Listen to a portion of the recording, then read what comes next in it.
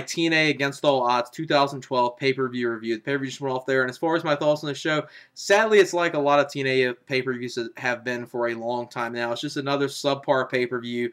The undercard of this pay-per-view was very weak. That's something that's been plaguing TNA for a long time now with their pay-per-views. A lot of their undercards have been pretty weak. There was one excellent match on here. One thing I will recommend everyone to check out, and that was the X Division title match with Shelley versus Aries. Just an incredible match.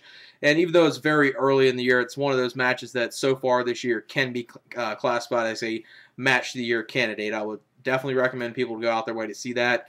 And the other two things that I thought was, pretty decent on here, you actually had a pretty solid women's match with Tara and Gail Kim for the Knockouts title on here, and the main event actually wasn't too bad. So you had those three things. You had an excellent match with the X Division title, and then the women's match was actually a pretty solid women's match, and the main event wasn't terrible. It was just something that I was expecting a little more from, but it wasn't a terrible main event.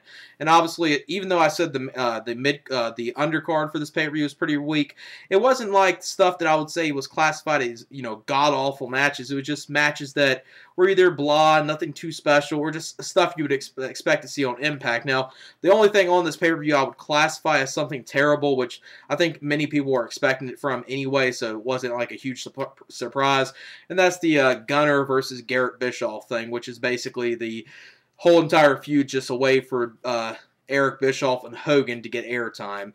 And, Garrett Bischoff, makes David Flair, Ric Flair's son, actually come across as an okay wrestler, which is saying a lot right there for people that remember David Flair as a wrestler. So, like I said, just a subpar pay-per-view with one great match on here. So let me get into my review.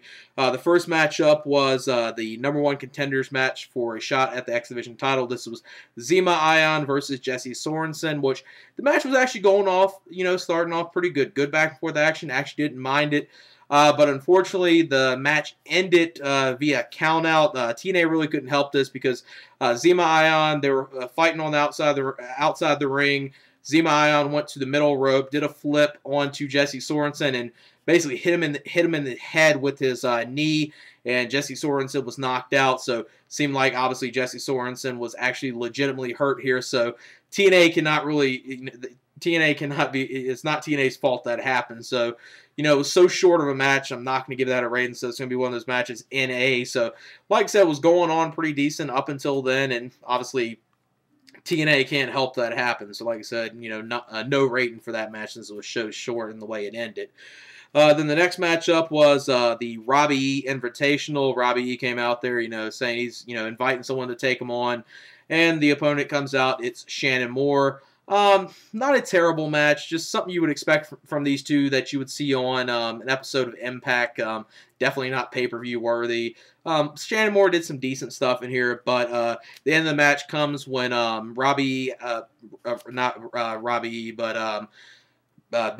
Big Rob Terry outside the ring. He hits Shannon Moore. Then Robbie hits his finisher onto Shannon Moore to win this match right here and to win the Robbie Invitational. As far as that match, about 2 stars, maybe 1 3/4 stars at best.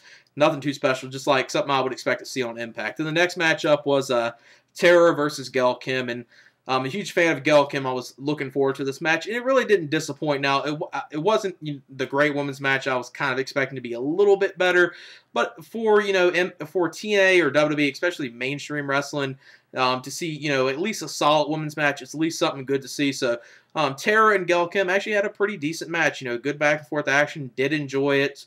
And Gail Kim wins this match and retains the Knockouts title. Pretty solid women's match, about 2.5 stars. Then the next matchup was for the TNA World Tag Team titles. This was Samoa Joe and Magnus taking on Crimson and Matt Morgan. This was more or less the match you would expect. Nothing too special from these two. Joe came in there, did some good stuff. And Crimson, I'm not a huge fan of him, but he actually didn't do too bad in here. And the end of the match comes when Samoa Joe and Magnus do their tag team combo, which is Joe hitting a snapmare, then Magnus doing a elbow off the middle rope to pick up the win. So they are the new tag team champions. They got the pinfall on Matt Morgan in this match. just what you kind of expect from this, you know, decent tag match, but nothing too good. And sadly, you know, this is basically where Joe is relegated into TNA, being stuck in this tag team with Magnus, and just showing that, you know, Joe is talented, and this is the best TNA can do for him. This is the only thing TNA wants to do for him. So that's the bad thing. Joe's kind of stuck in this whole thing right now. So about, you know, 2 stars. You know, it was at least watchable. Then the next matchup was by far the match of the night. This is one thing that people need to go out their way to see. Excellent match. It was Shelley versus Austin Aries for the X Division title. Just a really good match. Good back and forth action. This was the one match the whole entire crowd really got into. Before this, the crowd was pretty much dead for, not completely dead, but not completely into the show either. This was the first match of the whole entire show. The crowd really got into it, and the crowd really woke up, and they were, you know, digging this match right here. And, you know, it got a whole lot more time than I was expecting. I was expecting maybe like 10, 12 minutes, but I think it got close to 20 minutes, maybe even 21 minutes or something. It got fairly close to 20 minutes, and, you know, good back and forth action, a lot of near falls, a lot of good, you know, high spots in here as well. And they both kick out of their finishers, so they trade that back and forth. And Austin Aries wins this match after Shelley taps out of the front chancery. And really good match, great match. And I would say about 3 and 3/4 stars. Definitely an early match of the year candidate, and the one thing on this pay-per-view that people need to check out. Then the next matchup was Kazarian versus AJ Styles. Now, this match was a bit disappointing because I wasn't expecting something great from these two in this match, but I was expecting at least a solid match, which I got close to that, but it was just a little bit disappointing. I was expecting a whole lot more from a Kazarian and AJ Styles match. You know, you saw some good back and forth action. The crowd was into it, and obviously you had Daniels outside the ring. And Kazarian wins this match after hitting the fades to the black to AJ Styles, because at the end of the match, AJ was basically going for his flying forearm to Kazarian. He kind of looked like he was losing his balance, but he actually was looking back. Daniels was behind him, so he did a flip onto Daniels. Then he got into the ring, and then that's when Kazarian caught him with the fade to black to win this match right there. And as far as the match, I'll give it 2.5 stars, maybe 2 3/4 stars. Wasn't a bad match from the two, but I was expecting a little more from a Kazarian and AJ Styles match. Then after this was the next match was by far the worst thing on the whole entire pay-per-view. This was Gunner versus Garrett Bischoff.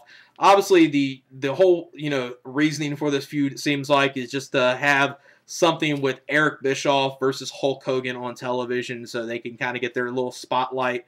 And that's all it seemed like, is Gunner and Garrett Bischoff, just terrible match, nothing at all.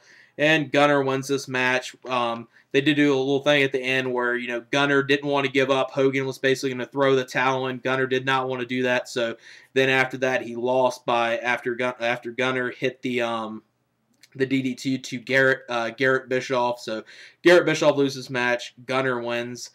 Just what you expect with these two 1.5 stars match, and that might even be a little generous given that 1.5 stars. Just nothing too special there. Then the main event was the Fatal 4-Way match for the TNA World Heavyweight Championship with Sting as the special enforcer, which had Bully Ray versus James Storm versus Jeff Hardy and Robert Roode. And this is actually a good main event. I actually did not hate the main event.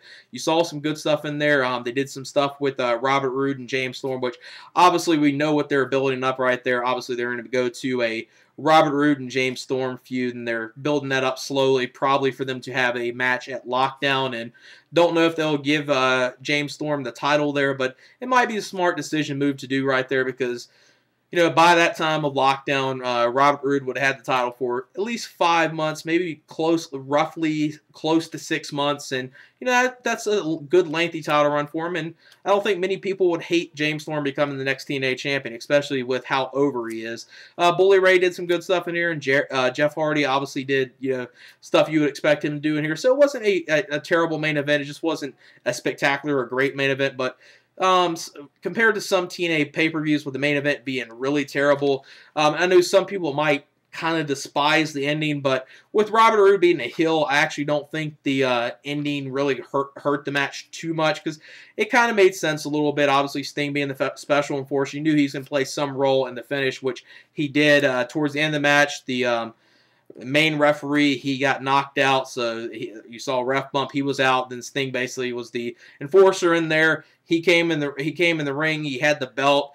Robert Roode spit in his face, and then Sting, stopped for 1 second. He was about to hit Robert Roode with the belt. Robert Roode moved out of the way, and behind him, Jeff Hardy was behind him, so Sting accidentally hit Jeff Hardy. And then after this was when Robert Roode was basically saying, Sting, you have to count. And Sting will reluctantly count the 3 for Robert Roode to retain the TNA title.